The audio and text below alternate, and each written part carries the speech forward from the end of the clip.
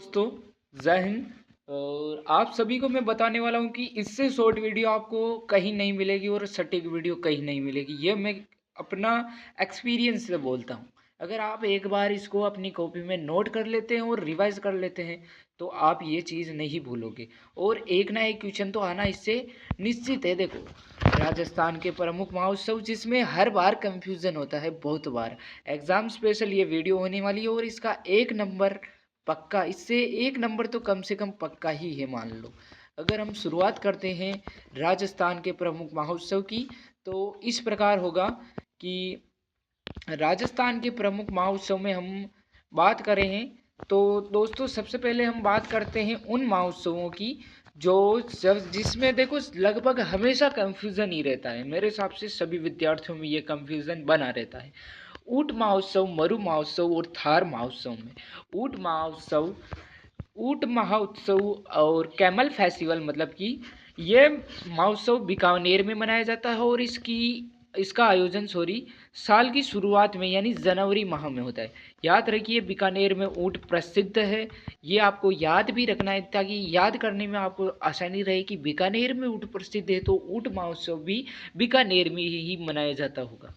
अगर मैं दूसरे की बात करूं तो मरु महोत्सव डेजर्ट फेस्टिवल ये आयोजित होता है जैसलमेर में और फरवरी महीने में इसका आयोजन होता है। स्वर्ण नगरी अपनी जैसलमेर में मरुस्थल का असली मज़ा तो फरवरी में ही आता है और जब मज़ा आएगा तो वहाँ पर फेस्टिवल होना तो निश्चित है। तीसरे की बात करें तो थार फेस्टिवल, थार महोत्सव ये बाड़मेर में फरवरी माह में मनाया जाता है। और अगर हम आपको मैं एग्ज़ाम टिप बताऊं, एग्ज़ाम अलर्ट बताऊं, मतलब कि एग्ज़ाम में आपको ये ध्यान ध्यान दीजिएगा कि एग्ज़ाम में मरु और थार में बहुत ज़्यादा कंफ्यूजन होता है और इसकी वजह से मेरे हिसाब से बहुत के क्वेश्चन भी गलत हो जाते हैं। तो ये कंफ्यूजन मत रखिएगा और याद रखें, मरु का अर्थ होता है जैसलमेर और थार का अर्थ होता है बाड़मेर।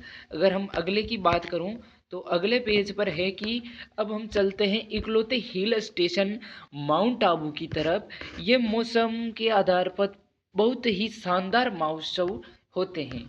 ग्रीष्म महोत्सव और शीत महोत्सव और ग्रीष्म महोत्सव अर्थात समर फेस्टिवल और विंटर फेस्टिवल की बात कर रहा हूँ मैं। यह माउंट आबू, अगर मैं सबसे पहले बात करूँ समर फेस्टिवल की तो ये माउंट आबू में जून के महीने में होता है, मतलब कि और जब पूरे राजस्थान में भयंकर गर्मी हो रही होती है जब माउंट आबू में ग्रीष्म महोत्सव मनाया जाता है।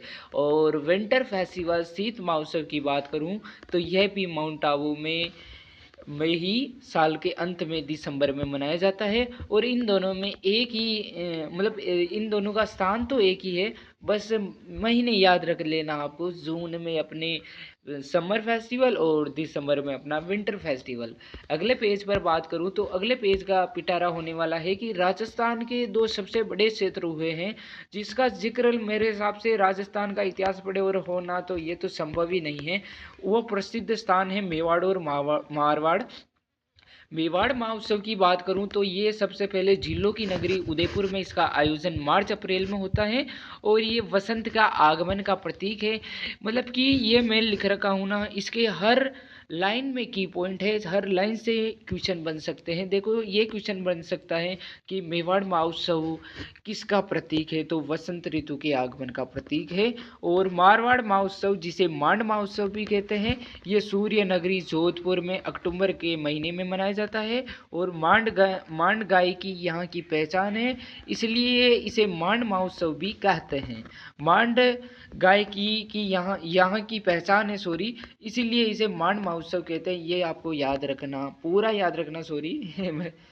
और अगले की बात करूं मैं, आपके अगला पिटारे में होने वाला है। अब हम बात करते हैं अन्य महत्वपूर्ण क्षेत्रों के फेस्टिवल्स की। तो शेखावाटी महोत्सव की बात करें, यह शेखावाटी अंचन यानी चूरू सीकर और झुंझुनू संयुक्त रूप से फरवरी में मनाए जाते हैं। चूरू, झुंझुनू, सीकर ये संयुक्त रूप से शेखावाटी के संयुक्त शहर मनाते हैं फरवरी माह में। और अगर हम ब्रज महोत्सव की बात करें तो ब्रज महोत्सव उत्तर प्रदेश की सीमा से लगा हमारा ज़िला है, उत्तर प्रदेश की सीमा से लगा हमारा ज़िला है भरतपुर। यहाँ भगवान कृष्ण के ब्रज का प्रभाव है और इसीलिए ब्रज महोत्सव भरतपुर में फरवरी मार्च होली के आसपास मनाया जाता है। होली के आसपास फरवरी मार्च में मनाया जाता है। और मत्स्य महोत्सव की बात करें, मत्स्य प्रदेश की राजधानी रहा है अलवर। और मतलब मत्स्य अपने अलवर को कहा जाता है, तो अलवर ये अपने प्रदेश की राजधानी रहा है। यहीं पर अक्टूबर नवंबर में मत्स्य महोत्सव का आयोजन होता है।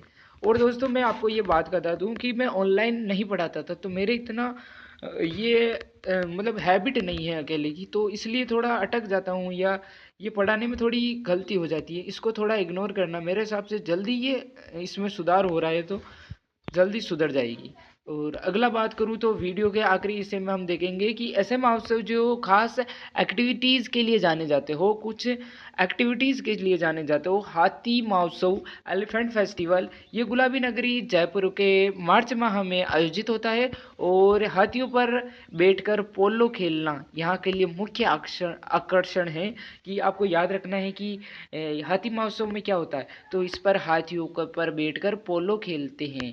और अगर हम बात करें पतंग महोत्सव, ये भी जयपुर में मनाया जाता है। तारीख तो आपको पता ही है, 14 जनवरी मकर संक्रांति पर और सबके दिन। और जयपुर के आसमान रंग बिरंगी पतंगों से भर जाते हैं। बैलून या गुब्बारा महोत्सव, ये बाड़मेर में अप्रैल महीने में होता है और हॉट एयर बलून सफारी के लिए ये प्रसिद्ध है। एडवेंचर स्पोर्ट्स, रोमांचक खेलों के लिए ये महोत्सव शिक्षा नगरी कोटा में फरवरी माह में आयोजित होता है।